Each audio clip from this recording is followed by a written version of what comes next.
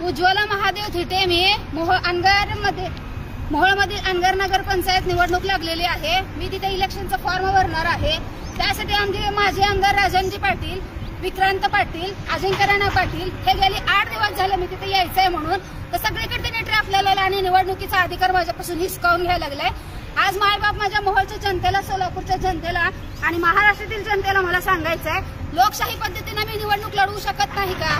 आज न्यायमूर्ती असलेले सरन्यायाधीश भूषण गवई साहेब, देवेंद्र उपाध्याय साहेब, आज शरद पवार चंद्रजी साहेब, सगळ्यांनी तुम्ही बघा की महिलेला अधिकार कसा हिसकावून घेतला जात आहे. तुमची बिनविरोध होऊ द्यायची नाही त्यांना वाटायला लागले. मला अधिकार आहे का नाही ती जनता ठरवेल ना, बिनविरोध करायची का नाही. अर्ज सुद्धा भरू दिलेत. यावलीच्या कॉर्नरला हजारो माणसं उभा केलेले आहेत, हिवऱ्याच्या कॉर्नरला आहेत, देवळीच्या कॉर्नरला आहेत. आणि पोलीस प्रशासन काय करताय? 8 दिवस झाले यांना प्रोटेक्शन मागते मी. गृहमंत्री साहेब, इतकी घाण आणि कीड तुम्ही तुमच्या पक्षामध्ये घेतलेली एका महिलेला अधिकार दिले. सगळे आज मायबाप जनतेला, भारतातल्या लोकांनी बघावं कसा आमचा निवडणुकीचा अधिकार हिसकावून घेतला जाते. प्रत्येक ठिकाणी ट्रॅप लावले. 7 8 गाड्या माझ्या मागे लावलेल्या आहेत आणि ही पोलीस प्रशासन मला अजिबात देत नाही प्रोटेक्शन.